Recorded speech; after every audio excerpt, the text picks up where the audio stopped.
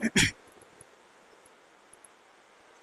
हिंद। आप लोगों का हार्दिक स्वागत है मेरे इस यूट्यूब चैनल पे। यूट्यूब का नाम है बरास जीएस रिसर्च वर्ल्ड। ठीक है, कभी कभी बोल देता हूँ, वैसे मन नहीं करता बोलने का, क्या ही बोले। ठीक है, संविधान आप लोगों को पढ़ाया जा रहा है। ठीक है, इसमें हमने नागरिकता आपको पढ़ाया है। नागरिकता, सिटीजनशिप। ठीक है, हमने आपको यही पढ़ाया, पढ़ा रहे हैं अभी। ठीक है, आज हमको एनआरसी पढ़ाना है, सीएए पढ़ाना है और एनपीआर पढ़ाना है। ठीक है, यही तीन आज हमको पढ़ाना है।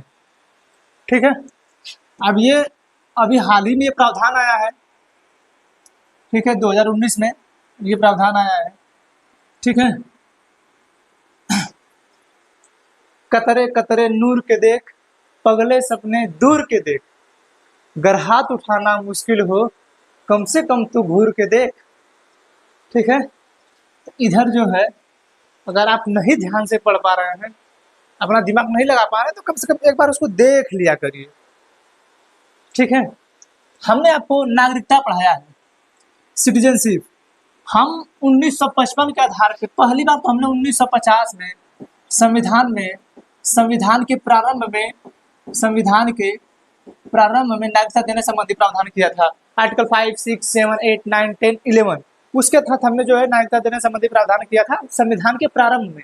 लेकिन हमने फिर 1955 में एक नागरिकता अधिनियम लाया। अब क्या है कि उसी अधिनियम के आधार पे हमारे भारत के या हम जो विदेशों के लोगों को नागरिकता देते हैं उसी के आधार पे देते हैं। तो 1955 का जो अधिनियम था, इसके आधार में हम लोग 5 प्रकार से नागरिकता प्राप्त कर सकते हैं और 3 प्रकार से नागरिकता अपनी खो सकते हैं। इसमें था आपका जन्म था, वंश था, पंजीकरण था, देशीकरण था और भूमि अर्जन था। इसमें है परित्याग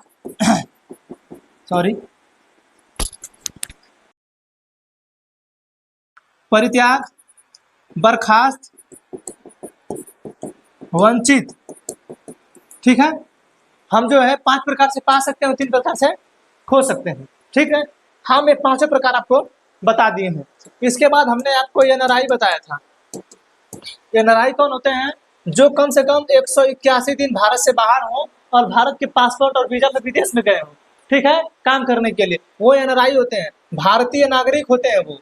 ठीक है, उनके पास वोट का अधिकार है। ठीक है ना, वो भारत के ही नागरिक हैं। एनआरआई वो हैं जो कमाने के लिए गए हैं, शिक्षा के लिए गए हैं, स्वास्थ्य के लिए गए हैं, वो एनआरआई आते हैं। ठीक है, PIO, person of the Indian origin, भारतीय मूल के व्यक्ति जिनके माता पिता हमारे भारत के रहे हों। ठीक है, कभी न कभी वो नागरिक रहे हों, तो वो कहीं विदेश में है तो उनको हम भारतीय मूल के व्यक्ति कहते हैं। उनके लिए हम 2003 में पीआईओ कार्ड लाए थे। पीआईओ कार्ड लाए थे, इसके तहत ये जो है 15 साल तक लगातार भारत में वीजा के आ जा सकते थे। ठीक है, FRRO, foreign regional registration office, ये करता क्या था, ये पीआईओ वाले जो कार्ड धारक थे, हर 6 महीने पे इनको बताना पड़ता था कि देखिए मैं यहाँ हूँ, मैं यहाँ हूँ।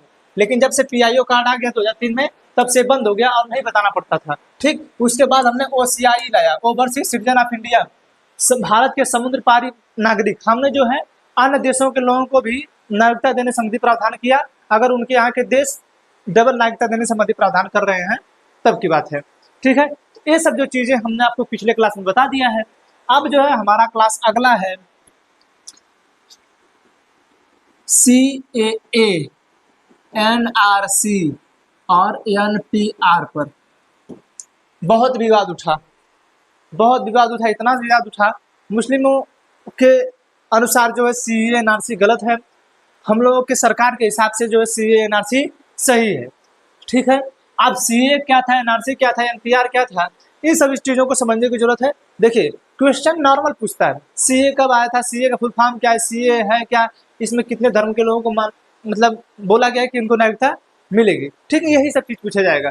नॉर्मली आपके पास समझ है तो आप अपना वक्तव्य रख रहे हैं तो ठीक से रखेंगे। ठीक है, तो हम लोग आते हैं सीए पे। ठीक, सिटीजन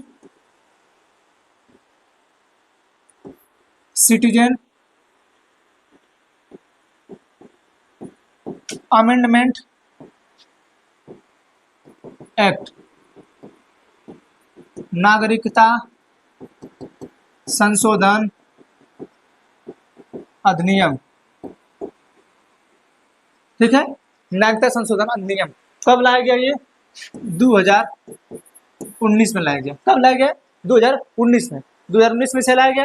ठीक है, अब ये है क्या? ठीक है, इसमें ये कहा गया है हम जो है कुछ व्यक्तियों को नागरिक बनाना चाहते हैं अपने भारत का, कुछ लोगों को हम नागरिकता देना चाहते हैं। ठीक है, इसमें कहा गया, इस सीए में, सिटीजनशिप अमेंडमेंट एक्ट में ये कहा गया कि हम जो है, जो लोग पाकिस्तान, अफगानिस्तान और बांग्लादेश, ठीक है, पाकिस्तान, अफगानिस्तान और बांग्लादेश से धार्मिक प्रताड़ना के आधार पे,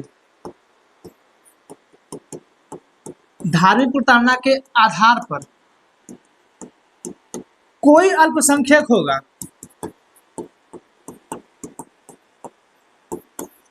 क्या होगा? हम क्या कर रहे हैं, 2019 में जो सीए लाए तो हमने यही कहा कि अगर पाकिस्तान, अफगानिस्तान और बांग्लादेश में कोई भी व्यक्ति धार्मिक प्रताड़ना के आधार पे परेशान किया जाएगा और उस देश में वह अल्पसंख्यक होगा, तो उसे हम भारत में नागरिकता देंगे, बशर्ते वह जो है 31 दिसंबर 2014 से पहले भारत में आया हो। ठीक है, 2014 से पहले भारत में आया हो। ठीक है, 2014 से पहले क्या किया हो? भारत में आया हो। ठीक है, जानते हैं हमने ये नागरिकता देने संबंधी प्रावधान क्यों किया? 2003 में हमने संशोधन किया था कि जो भी लोग अवैध प्रवासी के रूप में आएंगे, ठीक है, अवैध प्रवासी के रूप में हमारे भारत में प्रवेश करेंगे, हम जो है उन्हें नागरिकता नहीं देंगे। अवैध प्रवासी के रूप में अगर कोई भी व्यक्ति हमारे भारत में प्रवेश करेगा, ये 2003 में संशोधन किया गया था कि अगर कोई भी व्यक्ति अवैध प्रवासी के रूप में हमारे भारत में प्रवेश करेगा तो हम उसे नागरिकता नहीं देंगे। ठीक है, लेकिन फिर हमने सिटीजनशिप अमेंडमेंट एक्ट 2019 के तहत हमने ये कह दिया कि अगर धार्मिक प्रताड़ना के आधार पे सिर्फ इन तीनों देशों में अगर कोई अल्पसंख्यक होगा तो हम जो है क्या करेंगे, उसे अपने भारत में नागरिकता देंगे। ठीक है, और वो आया कब होना चाहिए? वो 31 दिसंबर 2014 से पहले भारत में आया होना चाहिए। ठीक है, अब धार्मिक अल्पसंख्यक के आधार पे पाकिस्तान, अफगानिस्तान, बांग्लादेश में हैं कौन लोग?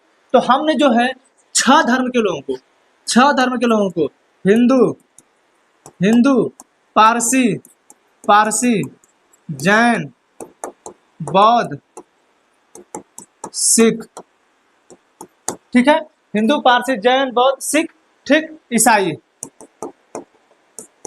ठीक, इन 6 लोगों को जो है अगर पाकिस्तान, अफगानिस्तान और बांग्लादेश में तरसाया जाएगा, परेशान किया जाएगा धार्मिक के आधार पे, तो हम क्या करेंगे? इन्हें नागरिकता देंगे।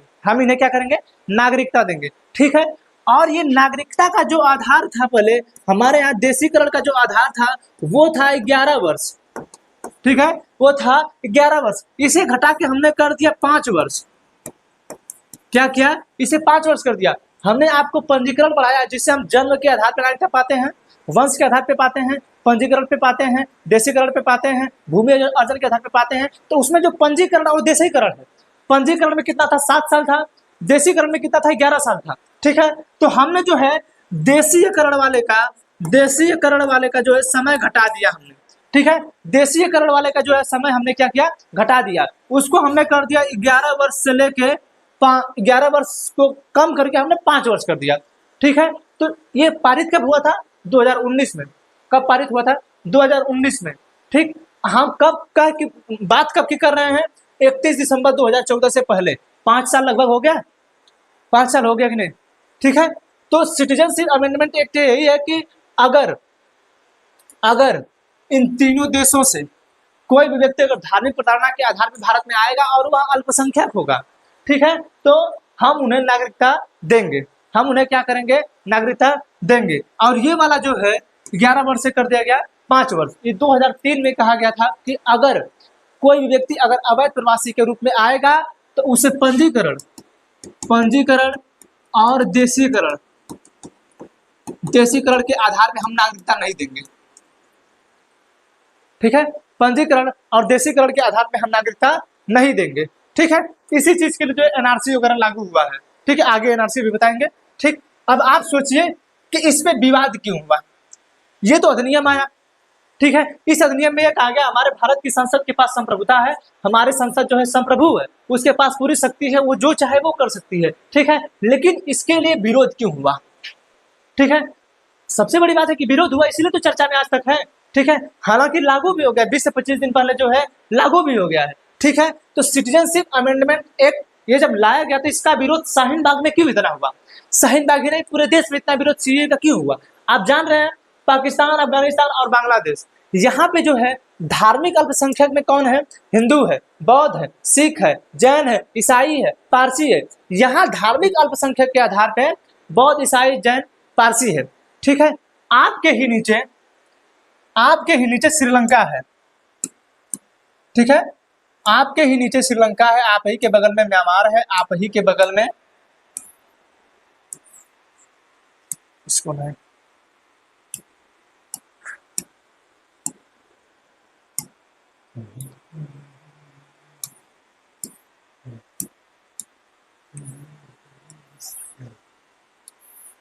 आओ भाई आ जाओ, क्या हुआ, नाराज हो गए क्या मेरे से।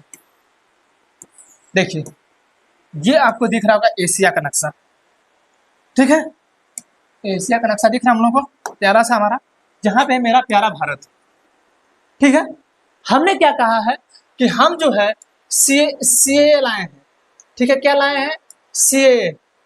ठीक, इसको हम छोटा कर देते, थोड़ा सा लिखने में इधर अच्छा लगेगा। ठीक है, हम लाए हैं सीए, सिटीजनशिप अमेंडमेंट एक्ट 2019। ठीक है, हमने सीए लाया है। हमने ये कह दिया कि भैया ये जो पाकिस्तान, अफगानिस्तान और बांग्लादेश के 6 धर्म के लोग हैं, कितने धर्म के, 6 धर्म के लोग, कहाँ के, अगर वो पाकिस्तान से हैं, अगर वो अफगानिस्तान से हैं, अगर वो बांग्लादेश से हैं। ठीक है, अगर वो धार्मिक प्रताड़ना के आधार पे अगर हमारे भारत में इंटर करेंगे और वह अल्पसंख्यक होंगे, और क्या होंगे, अल्पसंख्यक यानी उनकी संख्या कम होगी, तो उनको जो है हम नागरिकता दे देंगे, जिसका आधार जो 11 वर्ष पहले देशीकरण के लिए करते थे उसको हम कर दिए 5 वर्ष। विरोध होने लगा ये बताइए कि भारत जो है एक पंथ निरपेक्ष देश है। ठीक है, भारत एक पंथ निरपेक्ष देश है, तो किस आधार पे भारत जो है धर्म के आधार पर नागरिकता देने की बात कर रहा है। पहला विरोध ये था कि भारत जब एक पंथ निरपेक्ष देश है, अगर हम प्रस्तावना पढ़ते तो हम कहते हैं कि हम भारत के लोग भारत को संपूर्ण प्रभुत्व संपन्न समाजवादी पंथ निरपेक्ष बनाने के लिए तथा उसके समस्त नागरिकों को सामाजिक, आर्थिक, राजनीतिक न्याय। तो पंथ निरपेक्ष शब्द का जो प्रयोग हो रहा है, तो जब पंथ निरपेक्ष है तो किस प्रकार पे जो है हम धार्मिक प्रताड़ना कह रहे हैं, किस आधार पे जो है हम धर्म के आधार पे इन 6 धर्म के लोगों को नागरिकता दे रहे हैं। ठीक है, सबसे बड़ा आधार ये था। दूसरा ये है कि आप सोचिए कि यही बगल में है म्यांमार, हमसे अलग हुआ है भारत शासन अधिनियम 1935 के आधार पे। अफगानिस्तान तो हमसे अलग हो गया 1884 में ही। ठीक है, 1880-84 में लगभग वहां पे ही अलग हो गया था। हमने जो है अफगानिस्तान को जो है दे दिया धार्मिक प्रताड़ना के आधार पर नागरिकता, लेकिन यही बगल में हमसे अलग हुआ 1935 में, हमने इसे धार्मिक प्रताड़ना के आधार पर नागरिकता देने के संबंधी प्रावधान नहीं किया। हमने इस देश को इन 3 देशों में शामिल ही नहीं किया, जिसमें पाकिस्तान है, अफगानिस्तान है और बांग्लादेश है। ठीक है, क्या है, बांग्लादेश है। इन तीनों देशों में हमने म्यांमार को शामिल ही नहीं किया। यही नीचे है श्रीलंका, ये पास में ही, अफगानिस्तान से तो पास ही में है। ठीक है, हम श्रीलंका है, हमने इसको शामिल ही नहीं किया। ठीक है, इसको हमने क्या किया, शामिल ही नहीं किया। अब आप सोचिए विरोध होगा कि नहीं होगा, सीए का विरोध होगा कि नहीं। भैया ये भी तो नीचे आपके है। ठीक, अब सोचिए कि शामिल क्यों नहीं किया गया। 3 देशों को शामिल इसलिए किया गया था कि पाकिस्तान, अफगानिस्तान और बांग्लादेश में 6 धर्म के लोग अल्पसंख्यक हैं।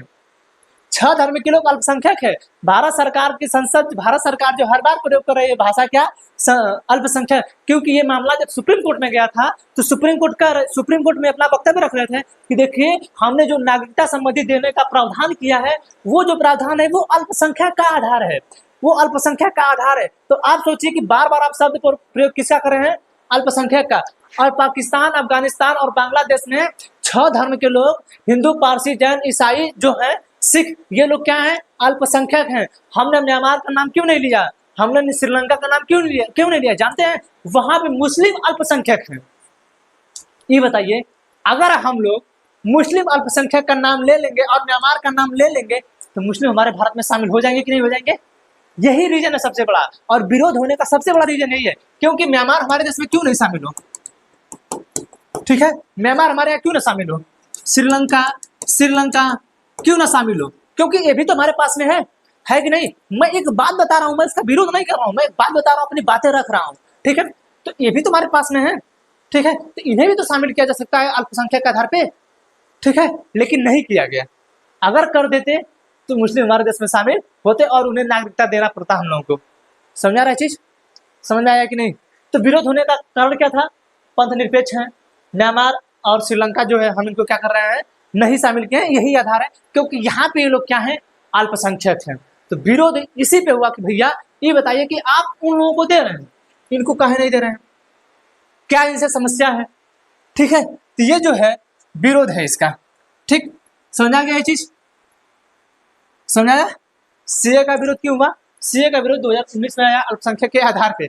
भारत सरकार, जान रहे हैं, भारत सरकार जब मंच पे खड़ी हो रही तो बोल रही है, मंच पे खड़े होकर भारत सरकार बोल रही है कि नहीं हम जो है मुस्लिमों को नागरिकता नहीं देंगे, डायरेक्ट बोल रहे हैं लोग कि हम मुस्लिमों को नागरिकता नहीं देंगे। अगर यही बात कोर्ट पर रखना पड़ रहा है तो भारत सरकार कहती है कि देखिए मैं अल्पसंख्यक के आधार पर लोगों को नागरिकता देना चाहते हैं हम लोग, ठीक है। भारत सरकार सुप्रीम कोर्ट में कुछ और कर रही है और नेता जो है यहाँ पे कुछ और कर रहे हैं, ठीक है, तो विरोधाभास यही है। इसी को लेकर हमारे शाहीन बाग में कितना बहुत विवाद हुआ, ठीक है, समझा गया? सीए क्या है, सिटीजनशिप अमेंडमेंट एक्ट क्या है, 3 देश के लोगों को, 6 धर्म के लोगों को अल्पसंख्यक प्रताड़ना के आधार पे नागरिकता दी जाएगी, यही है आपका सीए, सिटीजनशिप अमेंडमेंट एक्ट, ठीक है। जो सीए आप देख रहे हैं ये पहले सीएबी था, ठीक है, सिटीजनशिप अमेंडमेंट बिल, ठीक है, नागरिकता संशोधन विधेयक, ठीक, विधेयक जो है जब संसद से पारित हुआ हो गया और राष्ट्रपति ने हस्ताक्षर कर दिया तो हो गया ये अधिनियम, समझा रहा? क्या हो गया? ये हो गया आपका अधिनियम, ठीक है, ये हो गया क्या? अधिनियम। अभी आपने देखा कि हमने कहा कि देखिए जो लोग म्यांमार से आए, जो लोग श्रीलंका से आए, ठीक है, जो लोग म्यांमार से आए, जो लोग श्रीलंका से आए, वो क्या है, अल्पसंख्यक हम लोगों को शामिल नहीं किया है, ठीक है। एक नाम सुने होंगे आप, रोहिंग्या, ठीक है, रोहिंग्या नाम सुने होंगे, ठीक, हमने आपको बताया है, रोहिंग्या नाम सुने होंगे, ये सब भी अल्पसंख्यक में है, क्या है, अल्पसंख्यक में। भारत सरकार तुरंत ला दी सीए, जानते हैं क्यों? 2017 में रोहिंग्या क्या किए, भारत में घुस गए, ठीक है, म्यांमार बॉर्डर से, बांग्लादेश वाले बॉर्डर से रोहिंग्या हमारे भारत में घुस गए। हमारे देश के किसी भी सरकार ने इस चीज का विरोध नहीं किया, जो हमारी वर्तमान में सरकार है, ना हमारी सेना ने उनको बोला, ठीक है, ना हमारे देश की सेना ने उनको बोला। आप सोचिए कि जब 2021 में म्यांमार में तख्ता पलट हुआ और आंग सान सू की को जेल में डाला गया तो वहां के कितने लोग भारत में आए थे? कितने लोग भारत में आए थे? कोई भी भारत में नहीं आया था, ठीक है। तो इसका मतलब है कि 2017 में जब रोहिंग्या भारत आ रहे थे तो कहीं ना कहीं हमारी सरकार की कमी थी। 2017 में जो रोहिंग्या भारत में आए, 2021 में जब म्यांमार जो है तानाशाही शासन हो गया तो वहां के लोग क्यों नहीं हमारे भारत में आ पाए? 2017 में वो लोग कैसे आ गए? अगर ये कोई कहे कि हमारी सेना कमजोर है, अगर हमारी सेना पे कोई सवाल उठाना चाहे तो हमें वो विश्वास नहीं है, ठीक है, क्योंकि अगर हमारी सेना सोई भी रहेगी ना तब भी किसी को हमारे भारत में आने नहीं देगी। और 2017 में रोहिंग्या हमारे भारत में घुस गए और 2021 में क्यों नहीं घुस पाए, जबकि वहां पे तो शासन था, ऐसे नॉर्मली शासन था सरकार का, ठीक है। तो 2017 में जो हम लोग क्या भाग के आए तो हमने घुसने दिया, क्यों जानते हैं? 2019 का लोकसभा का चुनाव था, हमको उनका वोट लेना था, हमने उनके लिए डिटेंशन सेंटर बनाए थे, डिटेंशन सेंटर बना के हमने उनसे वोट लिया, ठीक है। अब देखिए डिटेंशन सेंटर की बात आई है, 1000 लोगों के लिए 46 करोड़ रुपए का 1,000 लोगों को रहने के लिए 46 करोड़ का डिटेंशन सेंटर बन रहा है, जिसे हम घर कहते हैं। 46 करोड़ का घर बन रहा है, कितने लोगों को रहने के लिए? 1,000 लोगों को रहने के लिए। और जानते हैं 1,000 लोगों के लिए कम से कम 55 रुपये प्रतिदिन खाना होगा। ठीक है, ये हमारा इकोनॉमिक सर्वे है कि 55 रुपये, अगर हमारे भारत का कोई व्यक्ति अगर 55 रुपये से कम खा रहा है, ठीक है, तो वो कुपोषित में आ जाएगा। ठीक है, तो 55 रुपये और एक व्यक्ति के लिए 1,000, ठीक है, यानी 55,000 रुपये सरकार 1,000 लोगों पे खर्चा करेगी। ठीक है, और 46 करोड़ रुपए हम उनको घर बना के दे रहे हैं रहने के लिए। इसके बाद बिजली है, पानी है, स्वास्थ्य है, ये सब छोड़ दीजिए भी। ठीक है, 2017 में जब रोहिंग्या हमारे भारत में आए तो हमारे देश के यशस्वी प्रधानमंत्री मोदी जी ने यह कह दिया कि रोहिंग्याओं का जो समस्या है वो बांग्लादेश की समस्या नहीं है, वो भारत की समस्या है, भारत उसे देख लेगा। कैसे भारत देख लेगा? भारत में खुद बेरोजगारी है और भारत देख लेगा? किस बेस पे आप बात कर रहे थे? अरे वो जिस देश से आए थे उनको आप भगा दीजिए आप। लेकिन हमें 2019 में लोकसभा का वोट लेना था। ठीक है, इसीलिए जो हमने कहा कि नहीं, हम वसुधैव कुटुंबकम के हैं, हम जो है किसी को मारते भगाते नहीं हैं। ठीक, क्यों? क्योंकि 2019 में जो है चुनाव है। ठीक है, और उसके बाद क्या है, जब 2017 में आ जाएगा तो हम फिर इनको क्या कहेंगे, 2019 में मार के भगाना शुरू करेंगे। क्यों? क्योंकि हम सीए पे नागरिकता देंगे। ठीक है, सीए के आधार पर नागरिकता देंगे तो हम कहेंगे देखिए हम जो है विदेशों के लोगों को भगाना चाहते हैं।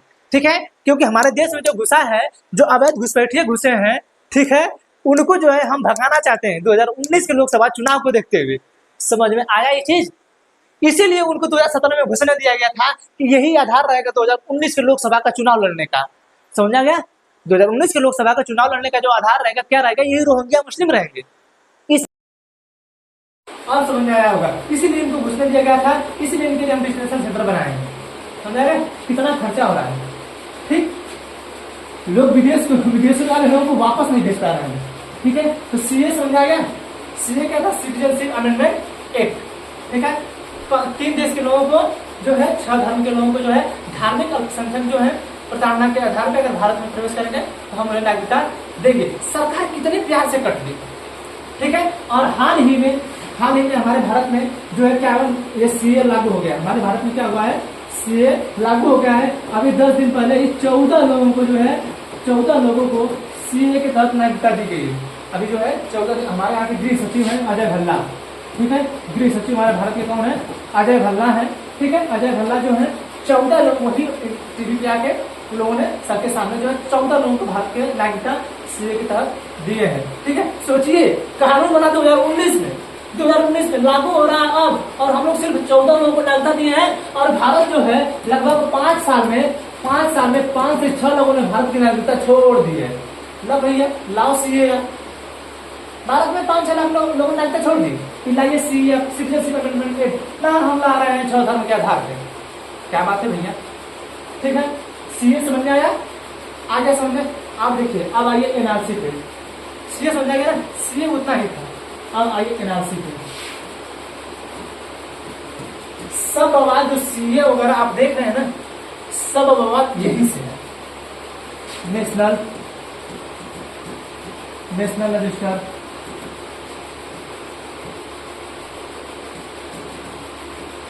सिटीजनशिप। ठीक है, ठीक, नागरिकता रजिस्टर। ठीक है, ये है राष्ट्रीय नागरिकता रजिस्टर। ठीक है, राष्ट्रीय नागरिकता रजिस्टर। ठीक है, ये है नेशनल रजिस्टर ऑफ सिटीजनशिप, राष्ट्रीय नागरिकता रजिस्टर। ठीक है, अब जो है एनआरसी लागू हो गया था। विवाद है, याद रखिएगा, मार्च 24 मार्च 1971। ये डेट याद रखिएगा, ये डेट पूछता है एनआरसी के लिए, यही जो डेट है पूछता है। ठीक है, 24 मार्च 1971 को क्या हुआ था? इससे पहले बांग्लादेश जो है, जो आज हम बांग्लादेश के नाम से जिन्हें जान रहे हैं, ये पहले था पूर्वी पाकिस्तान। क्या था? पूर्वी पाकिस्तान था। ठीक है, 1971 में क्या हुआ कि पूर्वी पाकिस्तान और पश्चिमी पाकिस्तान के बीच लड़ाई हो गया। ठीक है, जब पूर्वी पाकिस्तान और पश्चिमी पाकिस्तान के बीच जब लड़ाई हुआ, ठीक है, ये वाला पार्ट देखिए। ठीक है, ये जो है आपका पूर्वी पाकिस्तान है। ठीक है। ये था पश्चिमी पाकिस्तान 1971 से पहले, ठीक है।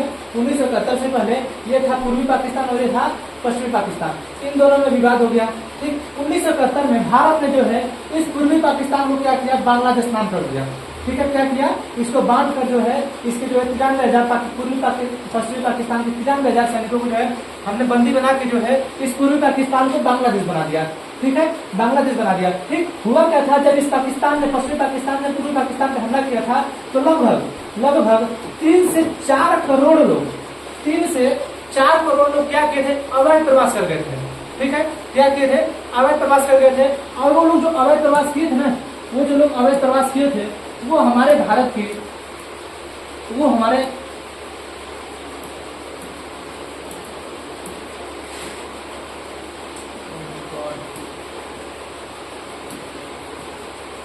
वो लोग क्या थे, हमारे भारत के, देखिए ये दिख रहा होगा आपको बांग्लादेश, ठीक है। ये आपको दिख रहा होगा बांग्लादेश, ये वाला जो पार्ट है ये है बांग्लादेश। मार्च 1971 में यहां से लोग क्या किए, इस साइड भागे, यानी भारत में प्रवेश किए, क्योंकि जिस बेहुदा तरीके से पश्चिमी पाकिस्तान वाले लोग इस बांग्लादेश में महिलाओं का रेप कर रहे थे, और रिकॉर्ड 22 से 25,000 महिलाओं का रेप हुआ, वो लोग भागने लगे। तो हमारी भारत जो है, जैसे 2017 में हम लोग कह दिए कि बस कुटुंब के हम लोग हैं, ठीक है, उसी तरह भारत ने कहा कि चलिए ठीक है, आने दीजिए, हम लोग इनको शरण दे देते हैं, ये लोग आते रहे, फिर बाद में ये लोग वापस चले जाएंगे। लेकिन ये लोग वापस गए नहीं, ठीक है, ये लोग वापस गए नहीं, ये लोग भारत में ही रहने लगे, ठीक है। भारत ने कभी भगाने की कोशिश नहीं किया, भारत में भगाया भी नहीं, ठीक है। अब ये लोग कहते हैं कि पूरे भारत में फैलने लगे, ठीक है, ये लोग पूरे भारत में फैलने लगे, ठीक है। अब हुआ क्या, आप सोचिए कि भारत में बेरोजगारी की दर कितनी है, ठीक है। आज भारत में बेरोजगारी की दर कितनी है, और दूसरे देश के लोग हमारे भारत में आकर नौकरी ले लेंगे, तब तो समस्या बढ़ेगी कि नहीं। अब 24 मार्च 1971 वाली ये घटना जो है, मामला गया सुप्रीम कोर्ट में। कहा गया, मामला चला गया सुप्रीम कोर्ट में। सुप्रीम कोर्ट ने कहा, देखिए भैया, सुप्रीम कोर्ट ने कहा कि ये मामला गया सुप्रीम कोर्ट में 2013 में, ठीक है। सुप्रीम कोर्ट ने ये मामला 2013 में गया कि देखिए ऐसी बात है, यहाँ जो हमारे भारत में है ये मामला असम का है, ठीक है। तो असम में जो है सुप्रीम कोर्ट का ये मामला, असम वाला मामला सुप्रीम कोर्ट में गया। सुप्रीम कोर्ट ने कहा भैया देखो, तुम अपने यहाँ एक रजिस्टर तैयार करो, ठीक है, अपने यहाँ एक रजिस्टर तैयार करो, और जब रजिस्टर तैयार कर रहे हो तो उसमें देखो कि कौन कौन लोग जो है भारत के नागरिक हैं, इसमें लिखो, ठीक है। एक रजिस्टर बनाओ और इसमें लिखो, और उसमें जो है तुम डेट का जो आधार डालो वो 24 मार्च 1971 का पहले का डालो, 24 मार्च 1971 के पहले का डालो, समझा रहा है चीज। 24 मार्च 1971 के पहले का डालो आप, जो है सुप्रीम कोर्ट ने कहा असम के लिए, ठीक है, क्योंकि यहीं पे लोग ज्यादा अवैध प्रवासी हैं, वहीं के लोगों के पास वहां की जो सर्टिफिकेट वगैरह नहीं है, ठीक है। तो सुप्रीम कोर्ट ने कहा भैया एक रजिस्टर बनाओ और वहां के लोगों से पूछो कि भैया तुम्हारे पास इस प्रकार के दस्तावेज हैं कि नहीं है, 30 प्रकार के दस्तावेज है कि नहीं है। जैसे एनआरसी जब लागू होगा तो आपसे पूछा जाएगा कि भैया देखिए हम आपको इस रजिस्टर में शामिल करना चाहते हैं, अगर आपके पास 30 प्रकार के दस्तावेज हैं, जैसे आधार कार्ड को नहीं, आधार कार्ड नहीं, क्योंकि आधार कार्ड 2016 में हुआ है, और जो है हमने जो है इस चीज को लाया 1971 के लिए, 1971 के लिए, ठीक है। और हमें नागरिकता देने संबंधी प्रावधान जो हमने किया है वो 2014 से पहले में किया है, न कि हमने 2014 के बाद किया है, ठीक है। तो जब जो डेट डिसाइड किया इसमें किया गया कि 1971 के पहले का, लोगों से पूछो कि भैया आपके पास 30 प्रकार के दस्तावेज हैं, अगर आप इस 30 प्रकार के दस्तावेज में शामिल हैं तब तो आप भारत के नागरिक हैं, अगर आप 30 प्रकार के इस दस्तावेज में शामिल नहीं है तो आप भारत के नागरिक नहीं माने जाएंगे, ठीक है। जब भारत के नागरिक नहीं माने जाएंगे तो ये चीजें असम ने क्या किया, असम ने स्टार्ट किया। जानते हैं जब असम ने एनआरसी से स्टार्ट किया करना, ठीक, एनआरसी से जब स्टार्ट किया करना तो उसमें लगभग 19 लाख जो लोग हैं, 19 लाख लोग विदाउट सर्टिफिकेट पकड़े गए, उनके पास कोई सर्टिफिकेट है नहीं, ठीक है। और जानते हैं सबसे बड़ी विडंबना ये है, उसमें 12 लाख जो लोग हैं, 12 लाख लोग हिंदू हैं, सोचिए 1971 में जब बांग्लादेश में कार्रवाई हो रही थी, ठीक है, जो जिसे हम पूर्वी पाकिस्तान जानते थे, तो उसमें बांग्लादेश में हमारे देश के हिंदू भी रहते थे, ठीक है। उन्हें हिंदुओं को प्रताड़ित किया गया था उस समय। वहां की महिलाओं को तो किया भी गया था, मुस्लिमों को किया भी गया था, लेकिन वहां के हिंदुओं को नहीं किया गया था, ठीक है। तो वहां जो है जब एनआरसी वाला सिस्टम 2013 में लागू हुआ और 2015 से स्टार्टिंग हुआ करना एनआरसी, ठीक है, तो 12 लाख लोग जो है उस रजिस्टर से बाहर आने लगे। 19 लाख लोग बाहर आए, जिसमें 12 लाख लोग हिंदू आए। भारत सरकार माथा पटक ली, भारत सरकार माथा पटक ली कि ये हो क्या गया, करना कुछ और था, हो कुछ और गया, ठीक है। अब 12 लाख जो लोग हैं इनको जो है, अब तो ये हिंदू है, अब इनको नागरिकता हम दें किस आधार पे, ठीक है, किस आधार पे दें? तो हमने लाया CAA, citizenship amendment act, citizenship amendment act, ठीक है। अब उसके तहत क्या होगा, अगर कोई अवैध प्रवासी आया है, ठीक है, पाकिस्तान से, अफगानिस्तान से और बांग्लादेश से अवैध प्रवासी आया है, तो हम उसे नागरिकता दे देंगे अगर वो 5 वर्ष पहले से भारत में रह रहा हो। समझ में आया? समझ में आया कि नहीं? 5 वर्ष भारत में रह रहा हो, ठीक। किसको दे देंगे? जो लोग धार्मिक प्रताड़ना के आधार पे भारत में आए हो। यानी 12 लाख जो हिंदू एनआरसी के तहत असम में निकले थे, उन्हें तो नागरिकता मिल जाएगी। बचे 7 लाख लोग जिसमें थे मुस्लिम, अब उनको तो नागरिकता नहीं मिलेगी। अब उन्हें हम भगाएंगे। जब हम भगाएंगे तो विधानसभा का चुनाव होगा पश्चिम बंगाल में, तो हम कहेंगे कि देखिए हम जो है अवैध प्रवासियों को भगा रहे हैं, अवैध प्रवासियों को भगा रहे हैं, अवैध प्रवासियों को भगा रहे हैं। समझ में आया? इतना बड़ा गेम चलता है।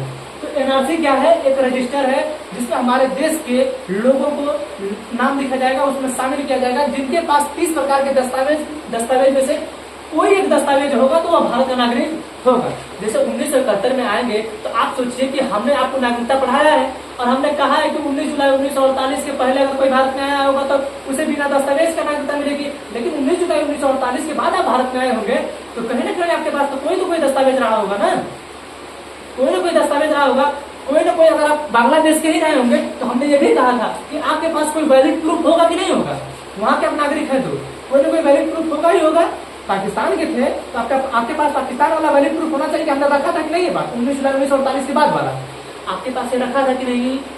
रखा था, ठीक है। तो वही चीज की हमने मांग किया था कि बताइए भैया, अगर आप पाकिस्तान से आए रहे होंगे 1971 में, तो अगर आपके दादा ही आए होंगे, आपके दादी ही आई होंगी, ठीक है, तो आप उन्हीं का सर्टिफिकेट दिखा दीजिए, आप उन्हीं के आधार पे दिखा दीजिए। अगर आपके दादा दादी आए रहे होंगे तो उस समय उन्हीं के आधार पे आप तो ले लिए होंगे सर्टिफिकेट में। आप कैसे ऐसे व्यक्ति हैं कि आपके दादा दादी उसी समय आए थे, उनको मिल गया और आपको नहीं मिला? तो कहीं ना कहीं आप हमारे देश में अवैध प्रवासी हैं, ठीक है। लेकिन भारत सरकार एक जगह फिर बैकफुट पे आ गई। आप सोचिए जो हमारे यहाँ SC ST के लोग आते हैं, ST के लोग, जो लोग बंजारा हैं, जो हमारे यहाँ जनजातियां हैं, उनके यहाँ सर्टिफिकेट कहाँ से पाएंगे? उनके पास सर्टिफिकेट कहाँ से आएगा? उनके पास तो कोई सर्टिफिकेट नहीं है। उनको अपना नागरिकता देंगे कहाँ से? एनआरसी के आधार पे। उनको किस प्रकार से आप इस रजिस्टर में शामिल करेंगे? तो शामिल तो कर नहीं पाएंगे आप, ठीक है। लेकिन सरकार ने एनआरसी के आधार पे ही CAA को लाया। एनआरसी अभी लागू नहीं हुआ है, लागू CAA हुआ है, ठीक है। लेकिन आधार जो बना था ये एनआरसी ही बना था, और यही 12 लाख जो लोग हैं यही लोग बने थे, ठीक है। समझा गया? ये है रजिस्टर, ठीक। कितने लोग बना था? 12 लाख लोगों को, ठीक है। अब कभी पूछता है कि आधार क्या है, तो 24/5/1971, ठीक है। समझा गया? ये मामला उठा कहाँ से था? असम से। ये मामला ज्यादा विवादित है, असम का है, ठीक है। एनआरसी समझ में आ गया? एनआरसी क्या था? CAA, ठीक है। अच्छा, बंजारा लोगों को नागरिकता देंगे किसे? तो उनको कहाँ नागरिकता मिलेगी? उनके पास कौन सा दस्तावेज है? कौन सा दस्तावेज देखेंगे और आप कहेंगे कि भारत नागरिक है, ठीक है। समझा गया ना? तो ये सब चीजें देखिए कंट्रोवर्सी वाली चीजें हैं, सब पे कंट्रोवर्सी, लेकिन चल रहा है सब, ठीक है। तो CAA तो लागू हो गया है, एनआरसी भी लागू नहीं हुआ है, लेकिन एनआरसी लागू करने की बात की जा रही है, ठीक है। तो एनआरसी लागू करने की बात की जाए तो आपको ज्यादा डरने की जरूरत नहीं है। आपके पास 30 में से कोई ना कोई एक सर्टिफिकेट होगा ही होगा, ठीक है। समझा गया? ठीक। अब देखिए, एक है NPR, नेशनल पॉपुलेशन रजिस्टर, ठीक है, राष्ट्रीय जनसंख्या रजिस्टर, ठीक है। कि हम जो है जनसंख्या बताएंगे। ये तो रजिस्टर है कि कौन कौन हमारे भारत के नागरिक हैं एनआरसी में, ठीक है।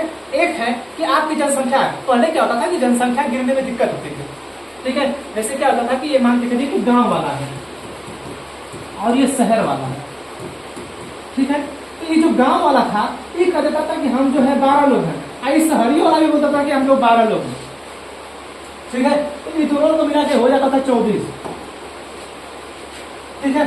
क्या होता था, ये 24 हो जाता था, ठीक। लेकिन अब क्या है, एनपीआर की तहत ये नहीं है। एनपीआर की तहत जो है नियम बदल गया है। अब जो जनगणना होगी उसका आधार जो होगा ये नहीं होगा, ठीक है। अब होगा क्या, मान के चलिए कि ए एक घर है और बी एक घर है, ठीक है। और ये घर वाला जो है गांव में है और ई वाला जो है शहर में है, ठीक है। ई वाला जो है शहर में, अगर ए वाला घर और बी वाला दोनों घर एक ही के हैं, ठीक। तो इससे पूछा जाएगा कि भैया ए जो है, ए से पूछा जाएगा कि भैया आप बताओ कि आप गांव में कितने लोग हो, और ये पूछेगा भैया आप शहर में कितने लोग हो। यहाँ से इनसे पूछ दिया जाएगा कि गांव में कितने लोग हैं, शहर में। तो ई बोल देगा गौवा वाला कि हम गांव में 5 लोग हैं, और इस शहर वालों के लिए बोलेंगे देखिए शहर में 3 लोग हैं, ठीक है। शहर में कितने लोग हैं, 3 लोग हैं। अब इस शहरिया वाले से भी कहा जाएगा भैया आप बता दो कि शहर में कितने लोग हो और गांव में कितने लोग हो, ठीक है, कितने लोग हो, ठीक। तो शहर वाला जो है कह देगा कि देखिए हम शहर में 3 लोग हैं और गांव में कितने लोग हैं, 5 लोग हैं, ठीक है। समझा रहा है, शहर में 3 लोग हैं और गांव में 5 लोग हैं। तो शहर के लिए अलग से डाटा, गांव के लिए अलग से डाटा। समझा रहा है चीज, शहर के लिए अलग डाटा और गांव के लिए अलग डाटा।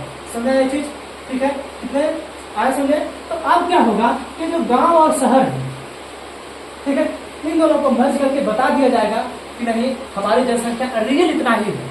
क्योंकि हम जो पहले क्या करते थे कि गाँव वाला 5 3 8 बता देते थे, हो 8 5 3 8 हो 8 बताते थे। क्योंकि लोग टोटल जनसंख्या पूछते थे पहले कि आप सभी लोग कितने जनसंख्या है, आपके फैमिली कितने लोग हैं, ठीक है। तो लोग पूरा बता देते थे, ठीक है। लेकिन अब नहीं, आप उनसे पूछा जाएगा भैया आप बताइए आप गांव में कितने हैं, आप शहर में कितने हैं। इनसे पूछा जाएगा आप शहर में कितने हैं, आप गांव में कितने हैं। समझा रहा है। तो गांव का एक बार उठा लिया जाएगा और एक शहर का उठा लिया जाएगा, ठीक है। इन दोनों को ऐड कर दिया जाएगा, आ जाएगा ये, ठीक है। दोबारा आपको करने की जरूरत ही नहीं होगी, ठीक है। समझा रहा है, समझ में आया कि नहीं, ठीक है। तो ये था आपका एनपीआर, ठीक। ये जो है हमारे यहाँ जनसंख्या को जनगणना करने से संबंधित है, एनपीआर नेशनल पॉपुलेशन रजिस्टर, ठीक है। समझाया। तो हमें आशा है कि आपको जो है हमारे द्वारा बताया गया एनआरसी, सीए और एनपीआर समझ में आया होगा, ठीक है। समझा क्या, हमें आशा है कि आपको ये समझ में आया होगा, ठीक। मिलेंगे अगले क्लास में, तब तक के लिए जय हिंद, ठीक है।